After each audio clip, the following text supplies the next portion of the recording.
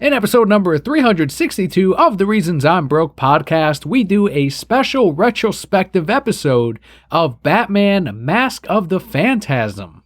Just sit back and enjoy this week's special episode.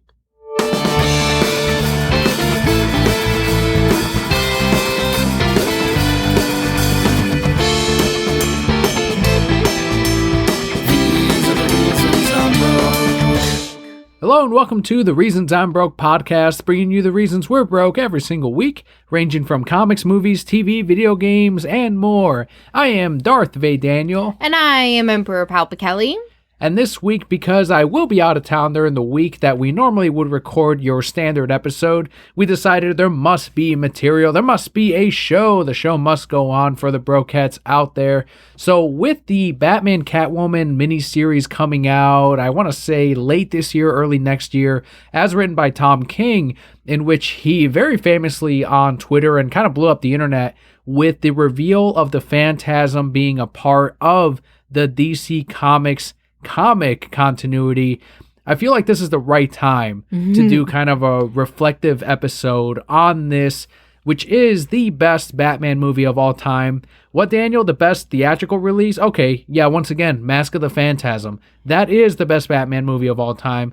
So Papa Kelly and I are going to go through this film, which you and I watched this week, and we're able to go through it from beginning to end.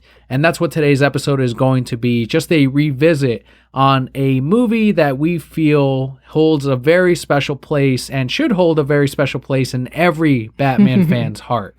We've made it no secret over the course of this show that Batman the Animated Series is our favorite Batman anything, but this movie in particular, I think, gave greater light into who Bruce Wayne, who the Batman of this series was in a way that we really didn't expect. And if you guys haven't had the opportunity to watch this, get your hands on it. You can find it in a whole lot of places. They just released it on Blu-ray recently. So get your hands on it, watch it. You will definitely be impressed. And this is not going to be like a standard review that we've done in the past where we go through, the whole plot or anything like that. This is literally just our thoughts as we talk, not only as Batman fans, but as Batman the Animated Series fans, as you mentioned earlier. But we are still going to have the credits. We're going to give the proper due to everyone that worked on the film. And then after we give our thoughts, we're going to give some trivia about the movie, which is kind of the fun part of what could have been, what didn't work, and what did work as they were making the movie. So the movie first released back in 1993 under the title Batman Mask of the Phantasm. It was directed by Eric Radomski, who did Avengers Assemble, the famous Bruce Timm, who we always talk about when we talk about the animated series. He also worked on Superman, the animated series. We have Kevin Altieri, who did Stretch Armstrong and the Flex Fighters. We also have Boyd Kirkland from Batman and Mr. Freeze Sub-Zero, which was another animated series movie from Batman. Frank Power from X-Men Evolutions, and finally Dan Reba from Ben 10 Omniverse. I love Dan Reba. Did a lot of directing work for Batman the Animated Series.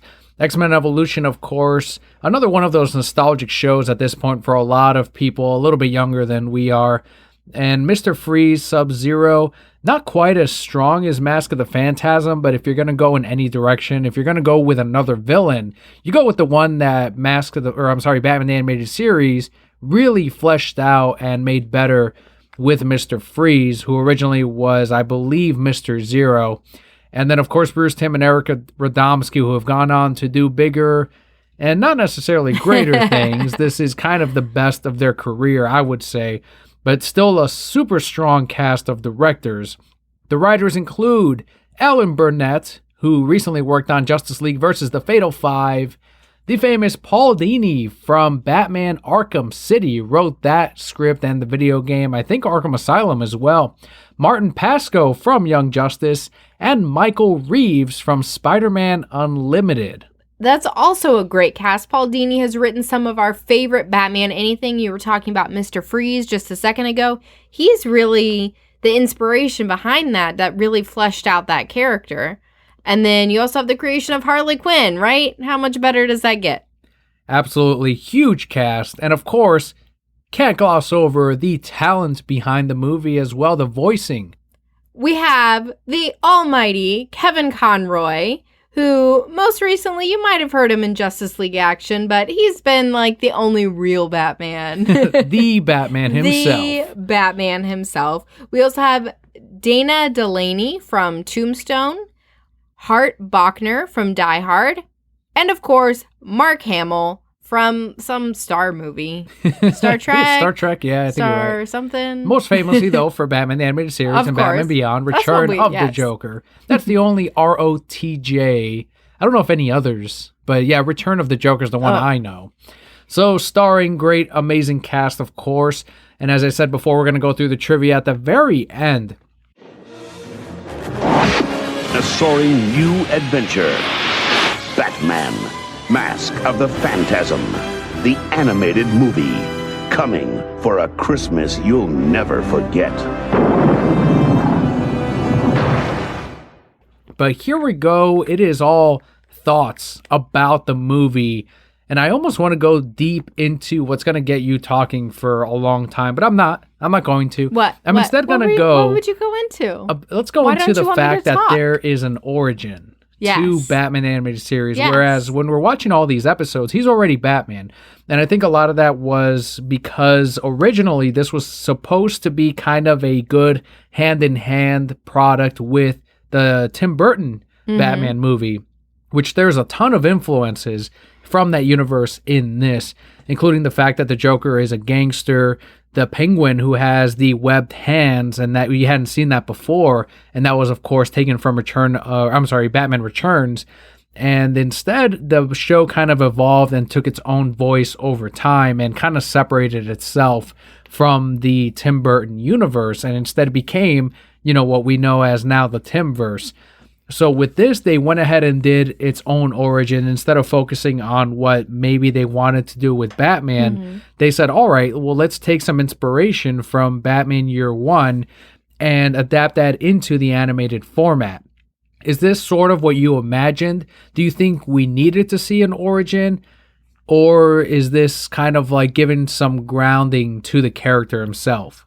I think that this is the origin we didn't know we needed. So growing up and even now watching Batman the animated series, I don't think there's anybody who watches it and says, well, I want to see how he became Batman. Sure. Right? And Yeah. when we look at theatrical releases, when we look at these live action movies, that's what they always try to do because that's what that audience wants. When you get into a cartoon series, kids don't care. The people digesting cartoons, they're not looking at these stories the same way. They're going in there for a 30-minute small snippet of this character's life, right? So I don't think it was expected. I don't think I ever wanted to see it, right? But they put something together that was just so perfect that by the end of it, it makes the show that much better. And that's what those instances should always be. That's what that case should always be is, okay, here's this, movie based off the TV show and it makes the TV show better. And you really don't see that a lot. What's fascinating to me as we were watching it, and I don't know if you noticed this as well, it had been about a year or so since we had seen it, but they did not show the death of the Waynes. Right. And I know originally it was meant to be set for television, whether it was a two-parter or simply a television special. They probably couldn't get away with seeing Bruce Wayne's parents die. Even in the Two-Face episode where Bruce looks down and he sees Crime Alley after Two-Face falls down into that abyss, he instead sees his parents alive and looking up at him and saying, Bruce, why didn't you save us? Which is more disturbing, I think, than seeing his fucking their bodies. Right. So that's kind of how they always got away from the censors, but then it ended up being a more fucked up thing. But in this case, I think the fact that we did not see the death of the Waynes, it was all still very clear when he's talking to their portraits, when he's looking at their portraits, when he's talking to the graves of, yes, they did pass on, they're dead, and he's doing this for them.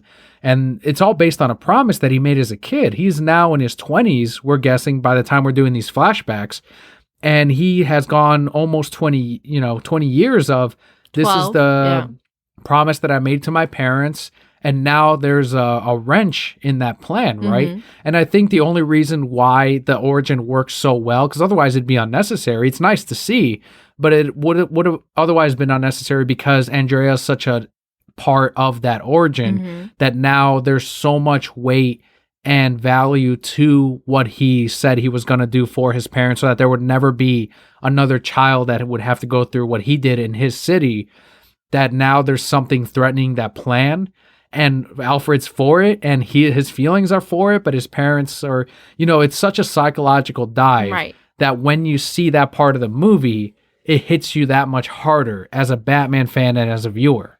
That was something, just that concept that really struck me as we were watching this, because the animated series in this movie I felt were very much marketed towards children.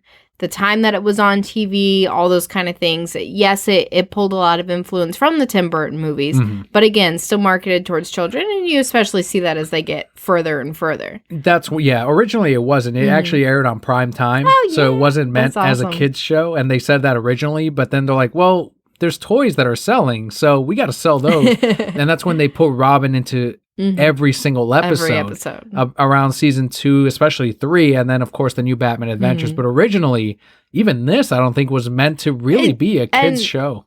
And that's the thing. I feel they probably marketed it towards children, but this movie was not for kids.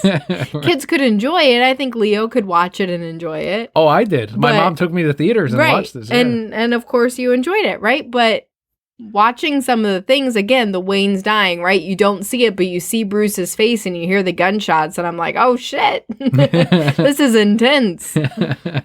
Yeah, it is great. And I think the part that I kind of digest the most is the fact that maybe Bruce doesn't feel or believe that he's really communicating with his parents, but he's insane. He's as crazy as the criminals that he fights. So to him, it's that need of, I think it's a lot of guilt. Yeah, and a 100%. lot of, he said, we went through this as a family. I lost both of you, and now I'm going to make something positive out of this event, and no one will ever go through this again. And now he's thinking of giving this all up because of love, because of someone else, which when you compare the legacy of what could be and the good you're doing to I'll just be happy instead, it's a big thing to give up, like with your parents. But that's when Alfred and Andrea both tell him, maybe this is what you would have wanted. But what I like the best is when Andrea leaves his life, it's almost as if life going, no, you were never meant to be happy. You were always meant to do what you promised to your parents. And that, I think, is what solidified Batman forever, to never giving up on his promise, never giving up on being Batman, and forever being really unhappy, I think. I would agree with that in a lot of ways. Going through what he did, right? All that trauma, he never really had the opportunity to heal from that. So yes, he's 100% feeling that guilt. And even when he's got these two very important people in his life saying, no, this is your opportunity to be happy, his guilt is constantly letting him believe that his parents don't want that. And that's unfortunate, because as a parent, right, I would never want Leo to put duty or put us ahead of his own happiness. So realistically, us non-crazy people sitting out here like, no, Bruce, just be happy. But of course, because he carries that weight for the rest of his life, yes, absolutely. When she walks out, that solidifies of, well, I guess my guilt and my feelings were founded because I wasn't meant to have this anyway. Well, here's where it's fascinating, is because the Waynes, Thomas and Martha, never went through the loss of their parents the way that Bruce did. He's living that now. So him going through that pain and making that promise is also to anyone else to never go through what he went, which his parents don't understand and will never know. So it's also like, while you want your kid to be happy, you also don't know what they went through and what they're trying to prevent for future kids or other people, so that they don't go through that pain. Because how many kids now did not go through that amount of pain because Batman was there to save the day? I get that, and I don't discredit that, but that is an incredibly selfless way to think.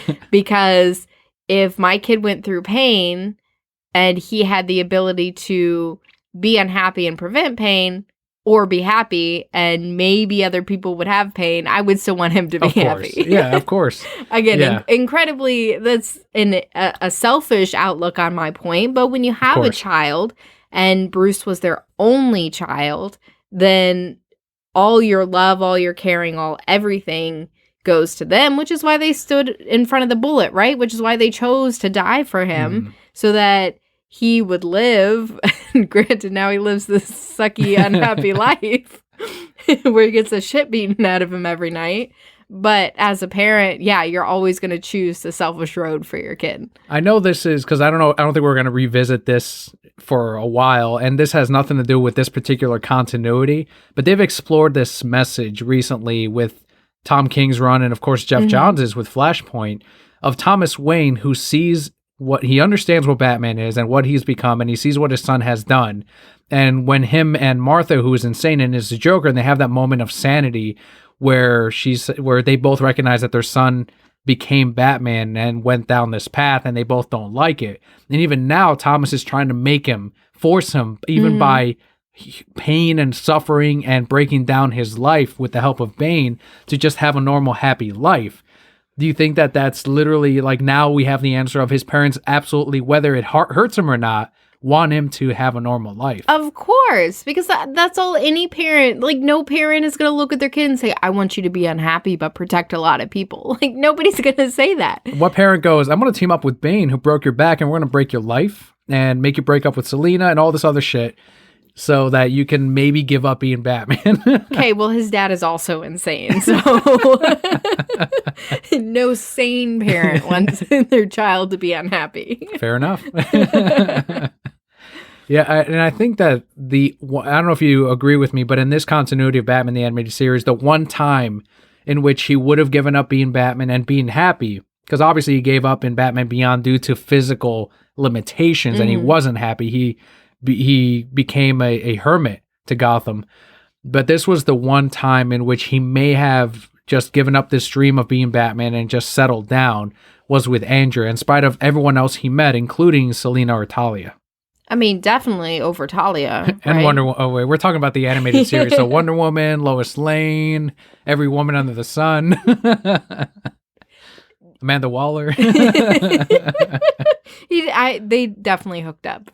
Absolutely. You know, but yes, this is probably the one and only time that he ever looked at it and would have possibly stepped down. But the way I look at that as well is, yes, Andrea was great in his life and this great influence, but he was also a very young Batman. He was also a very young person. So it's almost, and Batman's situation is fucked up and he's unhappy. And I don't want to not make that clear, because we all know that that's what it is. Not minimize it, right? But it's also kind of a reflection on all of our lives, right? Because when you're young, you have that great love that's going to make you give everything up. And ultimately, is that what really should happen? So that's kind of where he is, too. Like, yes, we all want Batman to be happy. But again, he's young. He's, you know, having this person whisk into his life in a time that he's really unhappy and at a crossroads, and thinking that maybe that's the direction that he goes. And then ultimately it doesn't work out, as it often does in our own lives. Do you think that Alfred had any wisdom at all in his old age of, like, no, man, just give up this mission that we're trying to build? Of course. He never wants him to go down this path. No, and Alfred walks this path with Batman because he loves Bruce, because Bruce is his child. He even says in the movie, I changed your diapers, right? He's been with Bruce since the beginning and unconditionally loves him as a parent would. And he understands that Batman's going to go this course no matter what. So I can sit here and fight it forever, and he'll die, probably. Or I can go above and beyond and be there to bandage him when it hurts me, and be there to answer his phone calls in the middle of the night and help him with these things, and be there to cook for him and clean for him and support him in all the ways that I can, because that's the best thing I can do for my son at this point. And again, that goes back to parenthood and what you do for your kids, and whether you support their decision or not. When they go down a path, you love them unconditionally and support them in the manner in which they need to be supported. Yeah, I think that's a really good deep dive into this crossroads that he went on. And later on in the movie, you see that Andrea comes back to Gotham, and it once again messes up his plans a little bit. Although I don't think it's as bad as when he was first being Batman, but he does once again struggle with, what does this change for me? Like, will I stop after, we stop this Phantasm character, or what happens? And I think we all know that he would have continued regardless. Of course. And maybe part of me wants to rewrite the movie as a what if, where they can both work together to clean up Gotham, to stop these criminals, because they're both Batman at that point. But one of them went down that path of, I will murder these criminals, but more specifically, the ones that screwed over her dad. The problem is, even after prior to her finding out who he was and them getting reintroduced together, she had already murdered.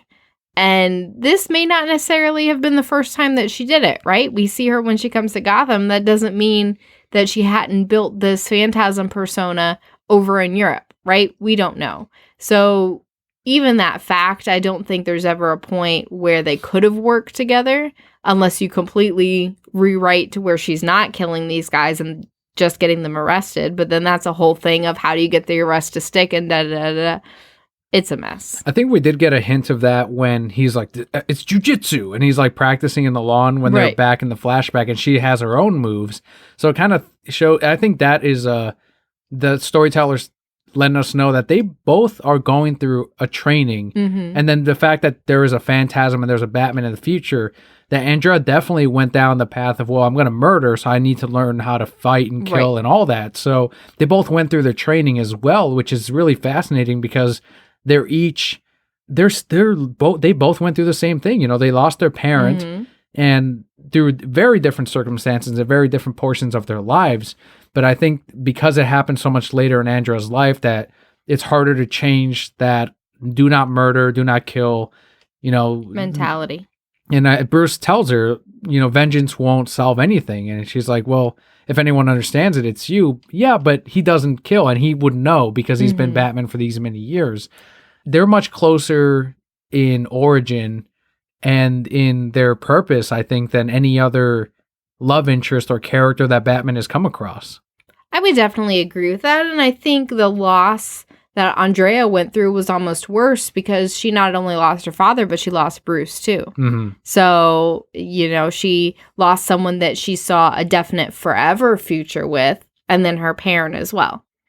I think a part of Andrea's humanity, and this is where they were smart about it, that she wasn't just a murderer and a killer, but the fact that she was still also wavering in her mission because she came out and saved Bruce. She would never kill Bruce when they were fighting as Batman and Phantasm.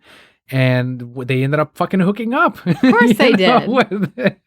So it's kind of like they almost both could have just ran away from all of this, but neither of them could turn away from their own mission. Right. Hers being to kill all these mobsters that ruined her life, and Batman stopping this Phantasm who is going after these criminals. It was really cool throughout this movie, too, to see early stages of Gotham. So I believe at one point we see Harvey Bullock when he's just a regular-ass cop. A regular big-ass cop still? They just slapped a new uniform on him, and it's like, it's still Bullock. It's still Bullock. Still Bullock being himself. And you get to see Batman before he even had, the cape and cowl, because he didn't take that on until after Andrea had left him. And that was the big thing. He tells Alfred, they're not afraid of me. I'm there and I'm fighting them, but they're laughing and they're shooting their guns immediately. He was throwing out weird lines like, oh, stop it, guys. It wasn't until the bats, I'm guessing that's what, because I don't remember them doing the same thing as the comics where a bat is in the house and that's when he's like, I'll take on, the form of a bat. Or later on in year one where he takes it as a message from his dad, or even in other movies where it literally crashes through his fucking window, or different comic books. But in this one, it's when he's proposing to Andrea, and their moment of beauty is interrupted by bats coming out of the cave before he even discovers it.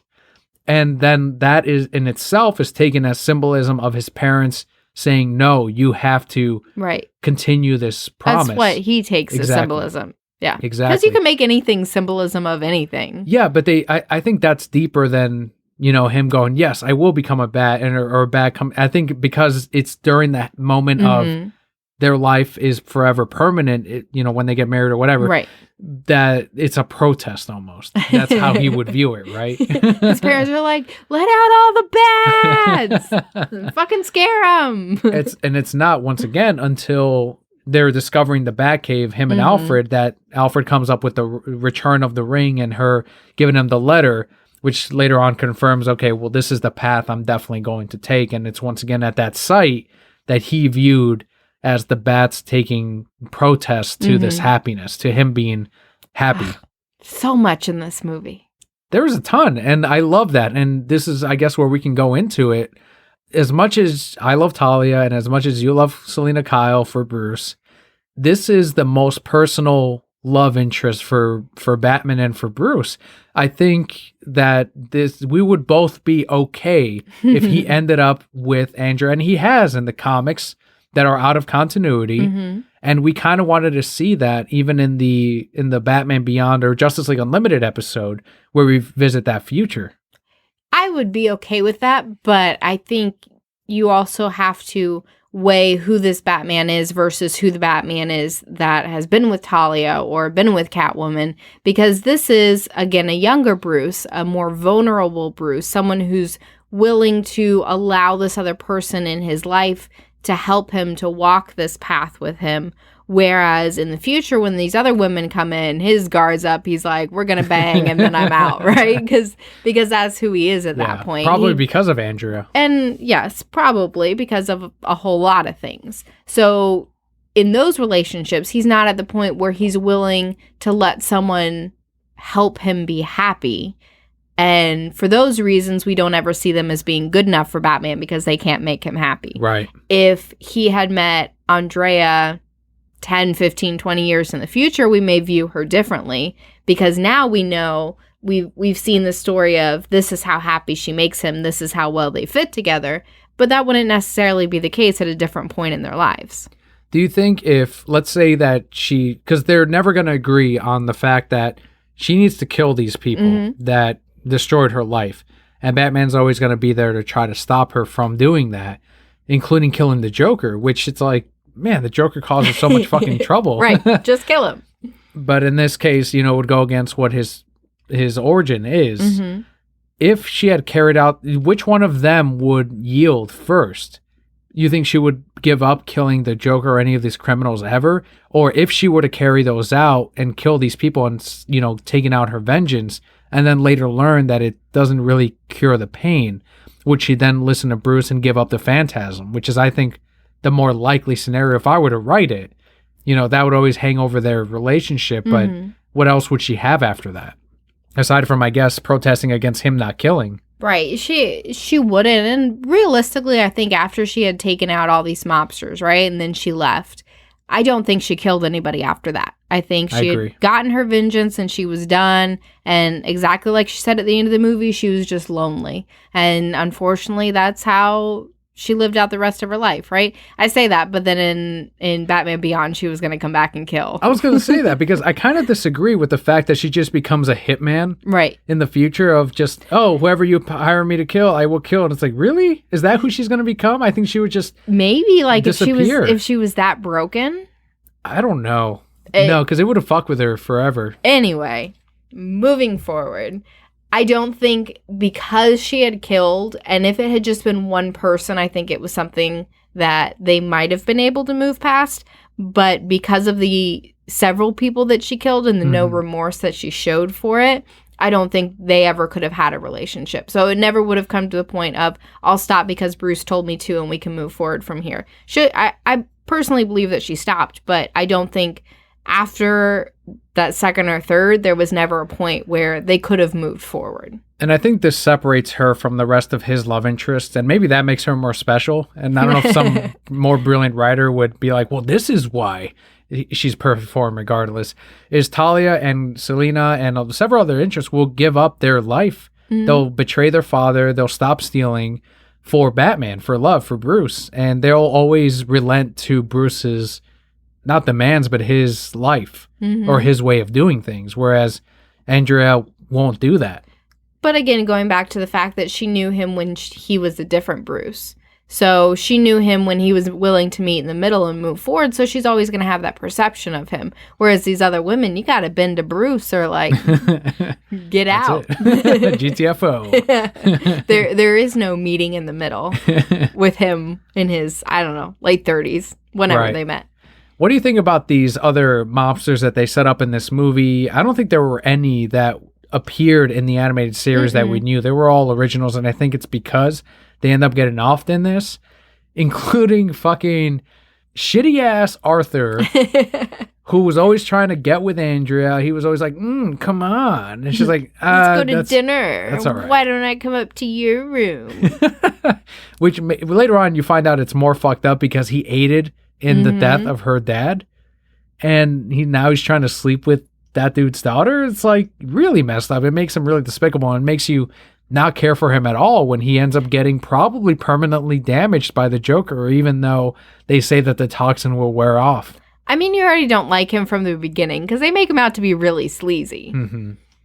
Dude's performance though was amazing. Like when he's laughing, he's like, "Oh no!" When he sees Batman, he's legitimately scared. He plays it so fucking well when he's laughing. He really did. And I love that the doctors in that scene are like, "Chancellor, please calm down." It's like he's got toxin through him. Councilman, please relax. Chancellor's from Star Wars.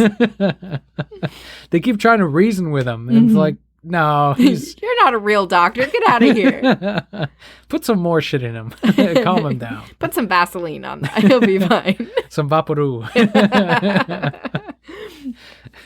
I was fine with the mobsters. They were believable in this world of Batman that they've built. You got Sal Valestra and I don't know, some other fucking guys who died. Yeah, as Joker called them. So, yeah, they made him believable and fit into this world. Why don't we talk about the Joker? But because before this movie released, it wasn't until I think season 4 when you saw the origin of the Joker with, I believe, the Creepster episode.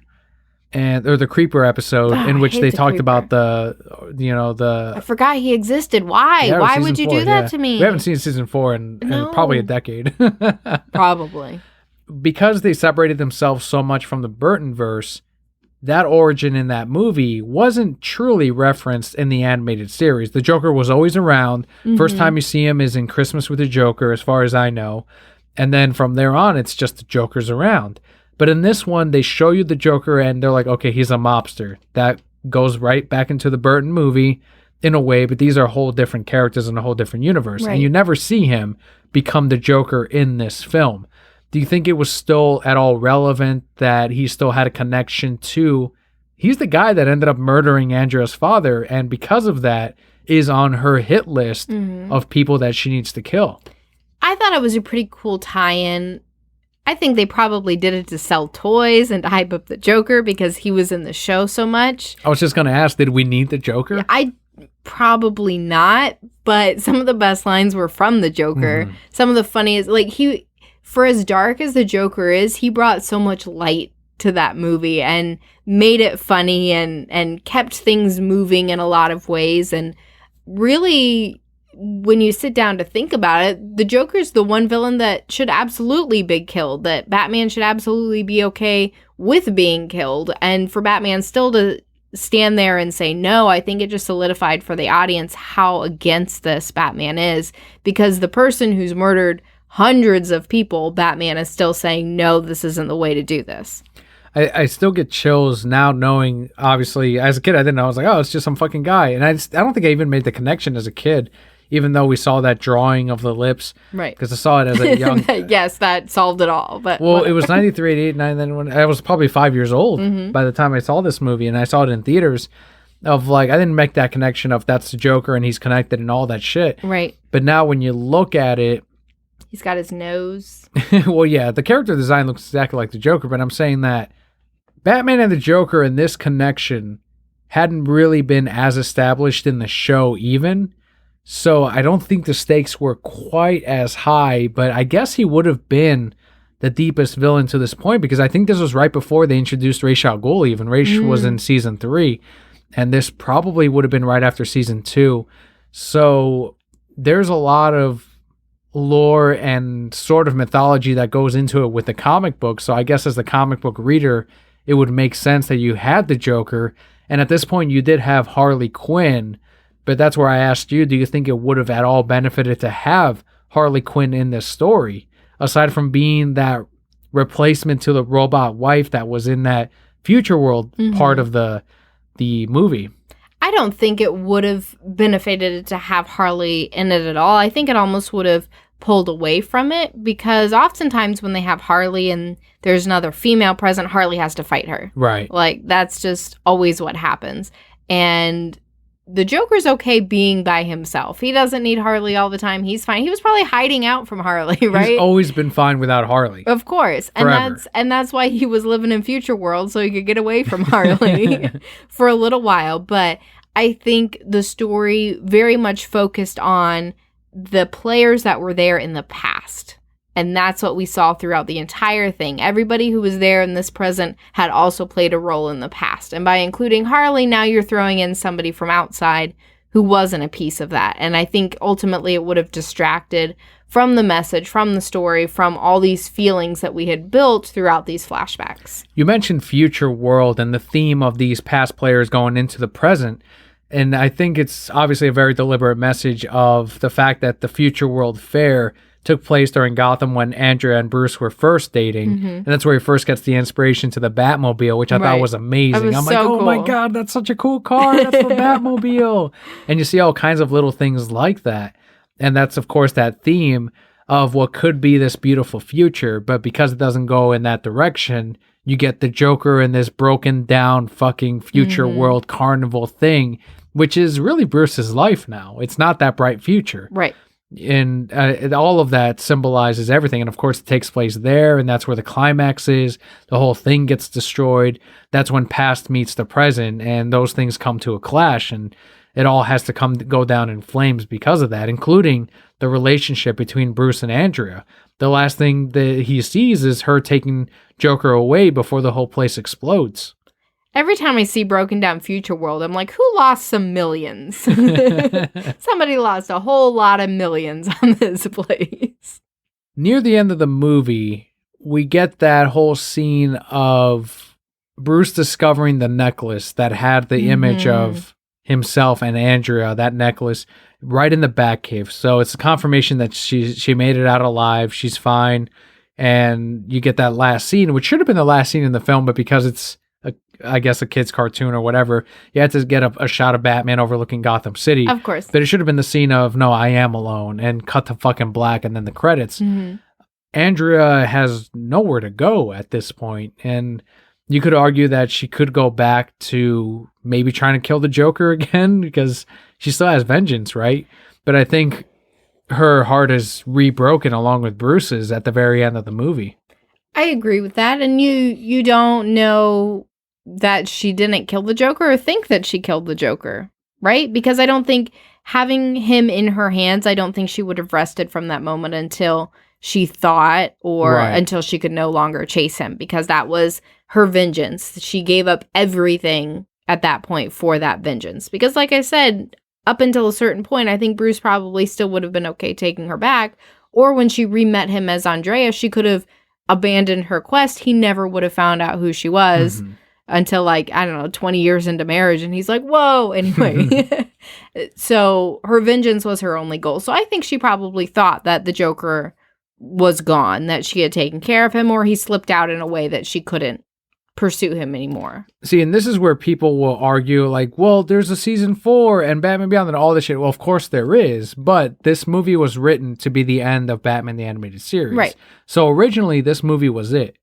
And it could probably end it in her killing the Joker and getting away and running off, and that's her life, and that's the end of it. And Batman's just going to go on being Batman. That is the ending. That's the original ending. And then they got more seasons, and you got the Justice League and Justice League Unlimited and the whole Bruce Timm universe. So we know that there's more to it. That did not affect how this film played out, which was originally, once again, the end to all of this. And I think that would have been the appropriate ending of, yeah, I got my last murder, I killed him, and I also severed my life with Bruce. And Bruce knows that she's alive again, and maybe you get that slight hope that many years later they can heal all of this and be together, but that's really all you get from this ending. I think we have that hope that they can heal and be and be together, but I think Bruce doesn't have that hope. I think he knows that it's done, it's over. Their relationship and them being together is no more, but him having that closure, that understanding that she's still alive. Because at the end of the day, he doesn't want anything to happen to her. Right. She's someone that he will forever care about, forever love, and to know that she isn't gone, that she isn't dead, won't leave him with that guilt that he felt with his parents, won't leave him with that feeling that I could have done more, why didn't I do enough? Because that's what he would have spiraled into had he never heard from her again or never had that closure of what happened to her. What do you think of that moment between Alfred and Bruce in which he tells him that I see you toe that line and almost fall into the abyss every night, but you haven't, and she did many years ago, so you could never have brought her out of that. Part of me goes, no, maybe he could have. You can sleep with her, Alfred. Alfred's right. Alfred's such a wise old man, and I love him so much.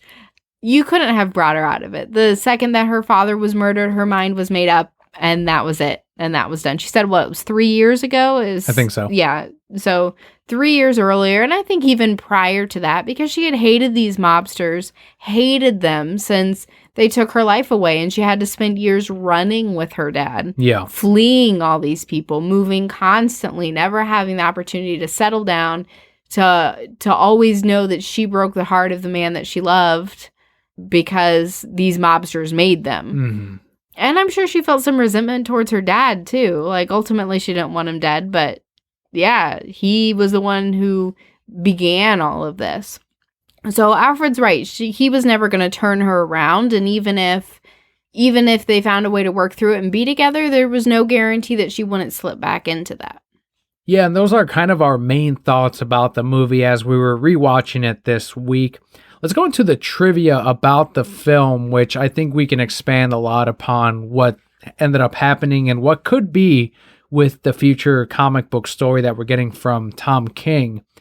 But the first bit is it was inspired by Batman Year 1 and Batman Year 2. So the origin of Batman, in which he is wearing the mask and he's going around Gotham, and then Batman Year 2, which had the villain of the Reaper, which was the inspiration to the Phantasm. You can definitely see those in there. I like that a lot of the Batman origin stories that we get are very similar. I guess is not really the right word to use. They're cut from the same cloth. Correct. Everybody has their own take on it, which is very interesting to see all the little smaller details, right? But for the most part, I love the origin story of Batman where he doesn't have everything set up. He's not 100% perfect. He just goes out there and does what he can and gets hurt and gets hit with chains and motorcycles and the bad guys get away, right? Because that makes him more human. We're used to seeing him godlike and everything's perfect and he's swinging from all these things and somebody cuts his rope and then he just flips and he survives and he's okay. But in the beginning, that's not the way that it was. So I love that we get to see those things throughout multiple stories. And you see that sequence in Year 1 in this where he's running away from the police and they're beating the shit out of him. Like he almost doesn't make it out of there. But in the movie, it's because of Andrew Belmont that ends up saving his ass. And that's a heavy inspiration of Batman Year 1. You had mentioned the fact that, he isn't superhuman and he's very vulnerable. And I think that's a huge part of why, he is such a successful character and someone that people continue to visit every week when they pick up their comic books. I mean, that's just essential to the character. And the important part of what you said is that everyone has their own interpretation, as you said, but they don't betray the lore. Right. It all still goes back to the very essence of who Batman is. I thought people picked up the book because he's the most handsome superhero. That too. Who doesn't want, billionaire playboy? In the opening sequence and at the very end, you kind of get this tour of Gotham City. What we learned is that this computer generated, because it's clear as hell that this is all CG, fucking buildings. These were originally created and meant to be used in the show to replace the hand-painted backgrounds to help speed up the process, which I'm sure would have. but it ultimately was not used for that purpose. And I think as fans and as longtime viewers, we appreciate the route that they went in now, because we view those opening sequences and they look dated as hell, which you wouldn't have known back then. Like, Right. you think like, well, this is the future, guys. Ignore the hand-painted shit. Go with the computer stuff because that's what we're going to know. But they made a decision, and whatever that may have been, whatever the reason is, today's viewing of Phantasm looks way better in that opening than if in the animated series than right now the opening with Phantasm. I think that was something that the world definitely didn't expect, right? Because you get this new technology and you think that that's great and this is the best we have, and you don't think about how it's going to improve moving forward. But those hand-painted backgrounds, everything in this show, right, is beautiful. And it's been 20 years, 25 years. Yeah. A long ass time, and it still looks beautiful. And I get that we can get Blu-ray to crisp it up and all that kind of stuff, but if you sit there, you have one of the art books, and you sit there and you look at these panels and you look at these backgrounds, and it's something you can frame and put on your wall. And the fact that you said that they painted on black background, so they're kind of working in reverse with all these things, and all those small details really stand the test of time. And I think in another 50 years, when we're rewatching this and once again on the show giving our thoughts, we're still going to be saying the same things, that, you know, those hand-painted, those small details are what make this hold up and really add so much to the show. 100%, and I'm really glad, and this is why shows like Spider-Man Unlimited, which one of these directors and writers were credited with, don't hold up compared to Batman the Animated Series, and it makes you more appreciative of these older works. And I think that's one of the few instances in this movie where the animation wasn't 100%, and I think it's a victim of the fact that by the beginning it was not meant to be a theatrical project, and it wasn't until later on when they were well into production that they were told, yeah, this is going to come out in theater, so fix that aspect ratio, whereas they probably would have done things way better with a bigger budget, knowing that it was going to be on the fucking big screen. So there's one scene in which Batman, and we always laugh when this comes up, where he's falling from a high distance, and then the animation very awkwardly goes to him going onto his side. And it's like, there's little things like that are always going to look rough. It's not a perfect movie. While it is the best Batman movie, it's not perfect. So there's little things like that I think if from the beginning it was meant to be on the big screen, those things would have been very smoothed out. Regardless, for having less than a year to change the aspect ratio, so going from, you know, the small little square screen, they didn't have nice big movie theater looking screens like we do now, right? It was a little square tube television. So to take it from that aspect ratio and adding all that stuff onto the side and still not making it look like it wasn't meant to be that way in pretty much every scene in the movie is pretty phenomenal. Yeah, that's where it got really screwed up, and I now understand what Bruce Timm meant when he was on Fat Man on Batman many years ago, where he said, you know, it could have been better. And Kevin's like, no, it's a great movie. It's amazing. I'm like, I agree. But Bruce is like, no, there's a lot we could have done better. And now I understand, because when they were when they ended up converting it to theatrical, they took a lot of what already existed and they're like, well, just fit it in this frame. And they had to slide it around so that it would always fit in that theatrical frame. And it becomes very clear when you watch the Blu-ray, because it gives you two options. You either get the standard square or you get the theatrical. You actually see more of the movie when you do the square, the standard television, right? Because it's the full picture. Then otherwise it would have been the theatrical zoomed in, right? Which is, both are crisp and they both look great. The square is going to look up, or it's going to take up way less of your television, of course, but that's also the full quote unquote picture of what they ended up having to crop essentially for it to fit the theatrical release. Interesting. How did we watch it? Yeah, I mean, we watched it fine, but there's some portions where you're like, all right, this could have been bigger, and unfortunately there's just not that animation that exists because of it. So Paul Dini, as much credit as we give him, and we love him, and he's great, he intended each of the flashbacks into Batman's love life to have a tendency, this is the quote, to, quote, have a tendency to get worse when you hope things will get better, end quote. And Paul Dini actually was originally going to be a bigger part of the film, but he handled a lot of the Joker scenes. He worked on a lot of filling in the gaps, especially with the flashback sequences. But this is that part of his life in which he was attacked and beaten by two muggers on LA Pier Drive. He had to go through extensive reconstructive surgery on his skull specifically. They really bit the shit out of him. And he later on, many years later, came to reconcile with all of this by writing that graphic novel.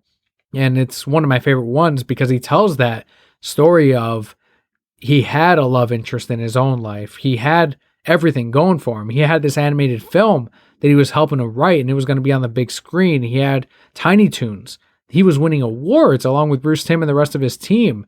And then this tragedy happened to him, and he had to lock himself out. And the way he wrote this graphic novel of Batman, A Dark Knight, I think is what it's called, of these muggers just beating the shit out of him for no fucking reason other than the fact that he said they saw someone who was timid, who had no real confidence as far as when it came to confrontation. He was just trying to avoid it. And that's when they're like, all right, that's a target. And then he had to go through this. So he wrote this graphic novel to where the Joker is telling him, relax, you've gone through a lot. You've gone through a lot of work. You've done a lot already. Just stay at home. Don't go to work. Keep drinking. Heal. And you'll be fine. And it's Batman being the voice of stop drinking, go to work, get up. And constantly, that's the same fucking words. And it's just the Joker and the rest of the rogues gallery just trying to tell him like, dude, no, relax. And Batman, no, go to fucking work. Get back up. So it's pretty amazing. And that's that graphic novel. And it was during this period that this ended up happening to him.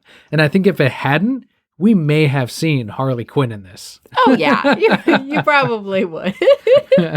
He would have found, but he would have found a way to work her in there where she fit.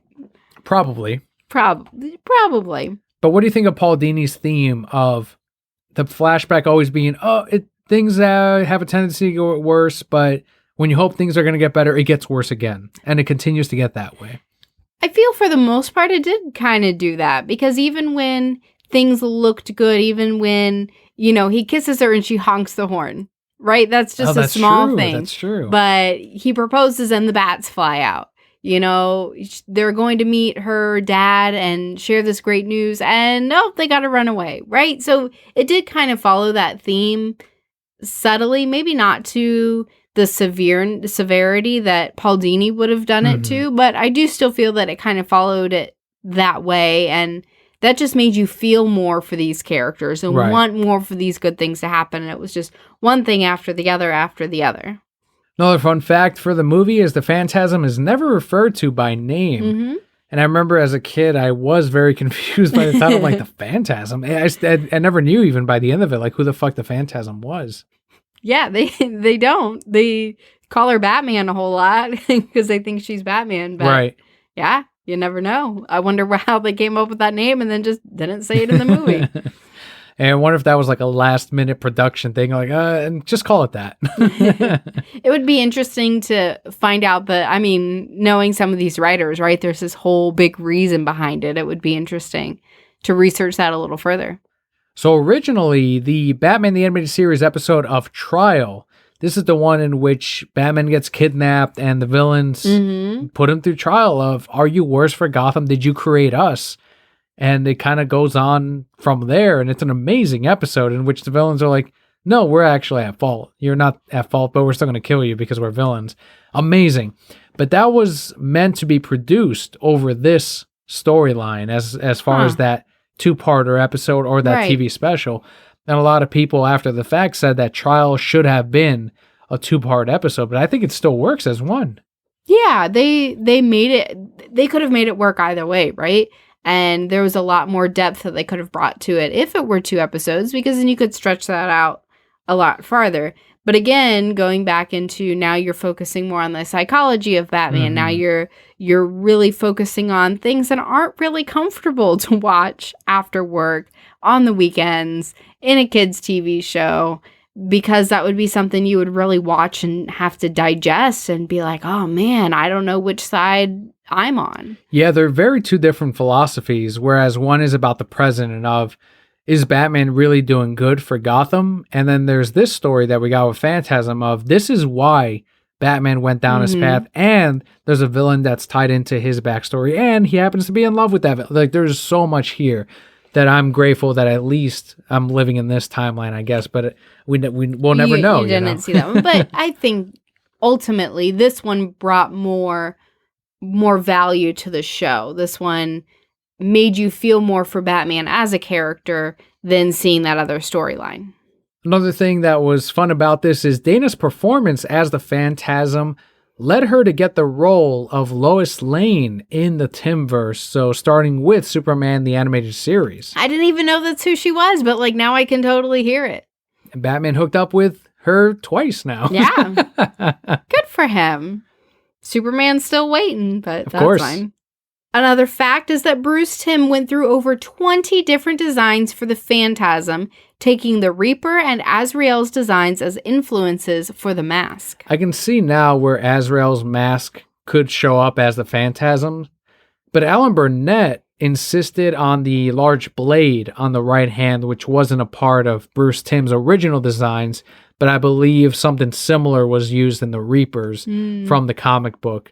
So do you think I mean, I guess it would have worked either way. We didn't need the blade and we didn't not need it, I guess. But yeah, it gave her something easy and accessible to carry out all these murders by having the blade on the hand, and I guess made it not quite as inhuman as her like choking them out or something, I guess would be the other way, or using a gun, which Batman, is of course super against. The only other part that I felt like maybe this is why they ended up going with this is because they set up the movie about halfway through to make you believe that it's Andros' father that is the Phantasm. Right. And it almost looks like a stump with a hook on the arm, which almost makes you think, okay, so this villain, this character does not have a right hand. And it could lead you to believe, if you really wanted to dig deep, okay, so these mobsters took his hand as payback to him not paying them back.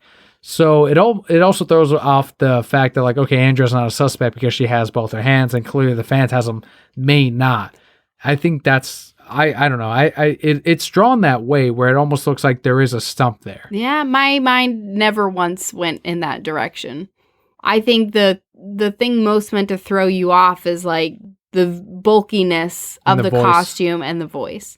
They did never, and I guess this is one thing that does bother me about the movie, is they did never explain where she got the mist, how the mist works, how she can teleport. Yeah, that's true. It could go back to the training like Batman does with the smoke bombs, or he can disappear, so it could be similar to that. He smoke bombs and away. She like smoke bombs and she's gone. Like, she even teleports with the Joker to different spots. Like, the thing's exploding and she drops that thing and she's gone. Super training. Okay. So, the last bit of trivia I want to cover at the end, because that's something fun to kind of theorize about, and we did touch on it a little bit, but how successful was this movie when it came to theaters? So over the first 2 days of its release, it accumulated $1,189,975. This is in 93. I feel like that's a good amount of money. It's not bad, I don't think, but the film went on to gross in the domestic total box office $5,795,524. However, it was against a over $6 million budget. What they would consider, I guess, now a bomb. Although you kind of take into account it's not as huge of a movie as some of these big Hollywood blockbusters. A lot of times they take the rule of whatever half the budget was, they use that for marketing. And even if you were to take that into account, I guess it would be a $9 million movie. But in spite of this, because of the various home video releases, it ended up churning a profit later on for Warner Brothers. I would also want to go back and look at how did they market this movie? Were they really, because of how quickly it switched from home video to theater, how much were they really doing to get the word out there about it? And I think if they were to do something similar now and make it animated series style, yeah, it would definitely make its money. And that's what the creators mainly blamed, is Warner Brothers for not marketing the movie as much as they could have. But again, we don't live in that timeline where if they spent that extra money and marketed it, what if it's still only made, it's barely $6 million. So you don't really know until you've gone through it, but maybe it wasn't marketed well enough. I know I still went, the earliest memory I have of this movie is seeing the poster at the theater that my mom used to take me to. And that might have been where I went, oh, I want to see that. And then she ended up following through and taking me to it. But I honestly don't know if that's what sold me on seeing this in theaters. I didn't see this movie till we got together, so. Had you heard of it before? Maybe. I don't remember. We've been together a long time now. Listen, I don't remember what happened yesterday. So one of the last things here on the trivia is the Phantasm would not appear, and thankfully she did, but would not appear again in DC Animated Universe continuity until the episode from Justice League Unlimited titled Epilogue. This is the really end of Batman Beyond, which is very curious because I know when they said that they were making this episode is that they realized they'd never put an end to that Batman Beyond universe. The show was canceled before Justice League Unlimited. So they were like, all right, well, we still have this show here, and this is our last animated universe show before Teen Titans and all of the rest of, Beware the Batman and everything, that they were like, all right, well, let's put an end to the Batman Beyond universe. Let's tie it all up. Yeah. And they gave an origin to Terry McGinnis, an even deeper one, because we already knew it from episode 1, but they said, oh, and he's also half clone, half son of Bruce Wayne, and it's due to Amanda Waller, who felt there should always be a Batman, and the Phantasm plays a role into There's a lot of pieces at work in this one episode. This one, not even a two-parter. Right. And this is when they bring her back, and they make her out, and this is where I once again protested of, she's a hit person. That's all she is. But then when she comes across, wait a second, you're trying to recreate Batman. So maybe she's a higher level hit person of, why would Amanda Waller just hire anyone? She hires the Phantasm. You could also argue that maybe Amanda Waller went after her because she knew of her history with Batman and said, hey, we're trying to do this, which could negatively affect Batman. And then because of her love, I just solved it all. Oh my God. And then because of her love for Batman, she already knows, hey, I'm a killer, but if this can help him, then I'll take out whoever I need to make sure that he's safe. Who, Bruce? No, Phantasm. So Waller hired Phantasm because she knew of the history and knew she could convince her to go and take out whatever. And Terry's parents. Yeah, and she could just twist it like they're a threat to Batman and who Batman is. They're a threat to Bruce. And so she's like, okay, I'll go and take him out. Fully knowing that she would not go through with the mission? Or no, she didn't know she wouldn't go through with it until she got there. And then really realized what was going on. Waller lied. Waller twists the truth all the time. Are you trying to say that Waller didn't know of their relationship, or that she did know? She did know. How's that benefit Terry though? Because she always intended for the Phantasm to kill Terry's parents. Because then Terry wouldn't be alive, right? No. Terry was already around. She was trying to recreate Batman. Yeah, she was trying to recreate Batman. So they were at the theater once again. Right. But this time the killer was not Joe Chill, it was the Phantasm hired by Amanda Waller, because she was trying to recreate Batman. Now the Phantasm doesn't go through with it and says the reason you can never recreate Batman is because Bruce is special. He will always be one of a kind, and even though we will go through with this, it will never make another Batman.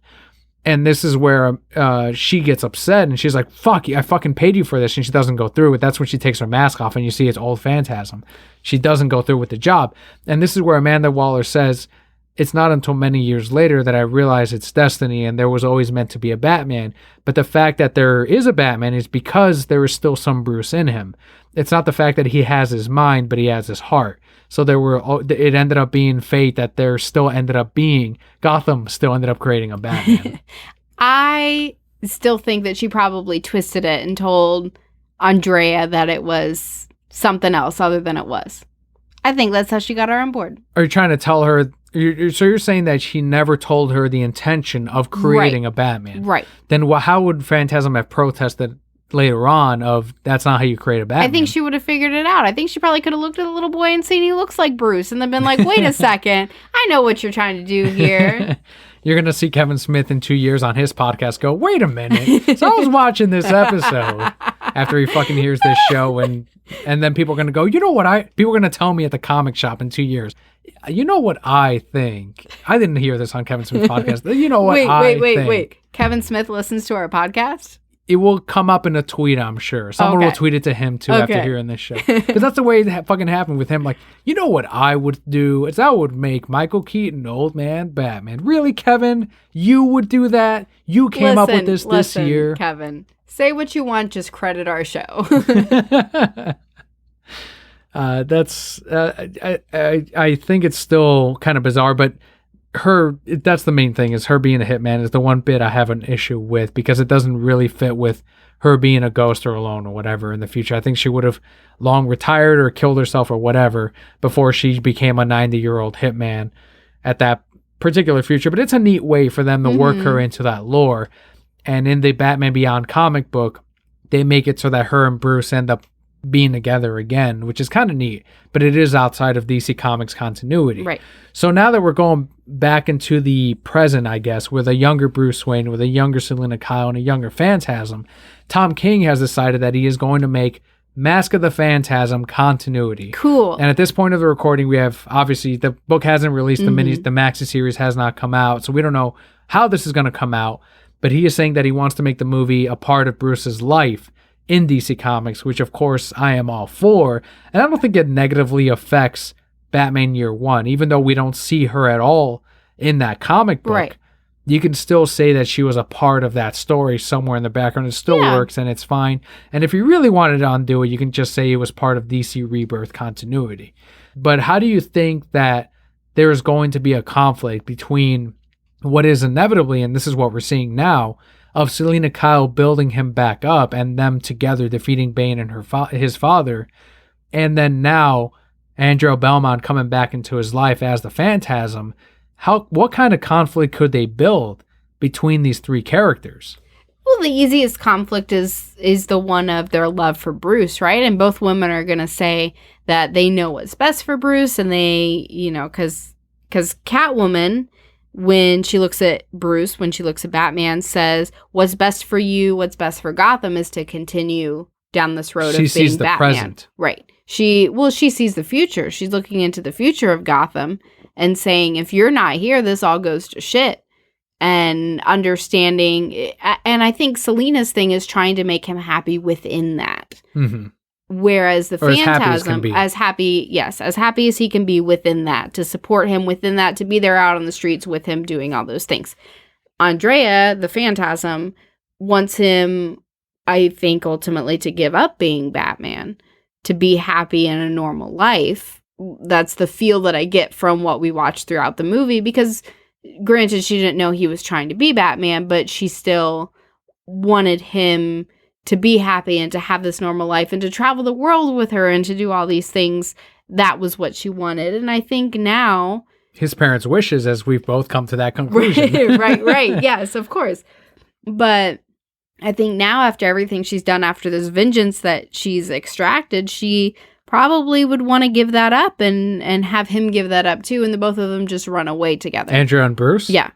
As his parents probably would have liked. And you and I, as parents, probably would like that for as well as Leo. Yeah. So I think we both agree that Phantasm would be the better love interest for Bruce over Selina Kyle. I like Catwoman. See where this logic perfectly went, and you know that that's the truth. This is the one thing we can agree on when it comes to Bruce's love interest. Listen. It's the one person. Listen, I'm going to tell you that's what I want for my child, right? But what do I want for my Batman? What I want for my Batman is for him to keep being a badass Batman. Yeah, it's gonna be tough reading that book if Tom King goes through that route, and I hope he does. I hope he takes the animated movie that earnestly and takes that much value. It's gonna be hard for him to write that, because I think a lot of us that are hardcore Mask of the Phantasm fans part of us are gonna want him to just go with Andrea. Like, we want to see that happy ending as well. But I think his job as the writer of the story is to make us want him to go with Andrea, because he spent this whole story building us up and wanting this Bruce Catwoman, and now he's going to throw this... fuck that shit up anyway. Well, listen. I still want it to happen, okay? And it will. You're getting it, and but she's it's too going to be late. there, and she's going to be rebuilding him, and now he's going to throw this wrench in the way that we're feeling, and we're going to say, oh, well, he already has this history with her, and this is what she wants for him, and she cares about him too, and he's probably going to at some point, paint Catwoman in a bad light for us to be like, yes, this is who he needs to go with. Because she's a criminal and all this. Right. All these other things. She wants him to keep being Batman. She doesn't really care about his happiness. And he's going to throw that in there. And we're going to be like, yeah, Andrea. And then by the end of it, we'll be back with Catwoman. Well, Selina's also not tied into his parents like Andrea is. Right. And they're both tied into their own origins so closely, unlike Selina and Bruce, who I believe, even by her first appearance, he was already Batman the first time they met. Yeah. So when they were getting busy on rooftops? That's a very different origin than what Andrea and Bruce had. Whatever ends up happening from what Tom King does in Batman Catwoman, this only makes me go, all right, that was good. Now, can we get Batman Talia and then Talia and Phantasm? Like, can we get the true conflict in this love story? They would just be like, yeah, let's go Raish kill together. is there And then they too, would just run around and go killing people. No, I think that'd be like the true conflict. Nah, I don't think it would be, but nice try. Can this be the primer for that? This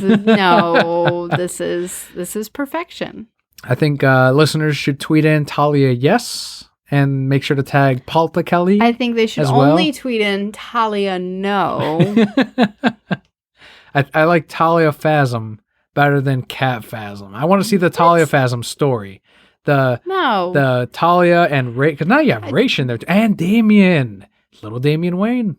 There's more in there, more to explore as a writer. Tom, if you're listening, hashtag Talia no. All hashtag Talia no posts will be hashtag Palp approved. And I'll retweet the Talia yeses. So no, but there won't be any. So we shall see. Listen, there better be a whole bunch of Talia no's. Either way, I am grateful that we're getting I think we can both say that. Yeah, of course. Great that we're getting Phantasm. Great that we're getting more Andrea Belmont, and that the fact that Mask of the Phantasm, the greatest Batman movie of all time, including theatrical release Batman movie of all time, and now you can say starring the best live action Batman of all time because he is going to be the live action Batman in the CW, covering all the fucking bases for all the fucking naysayers out there.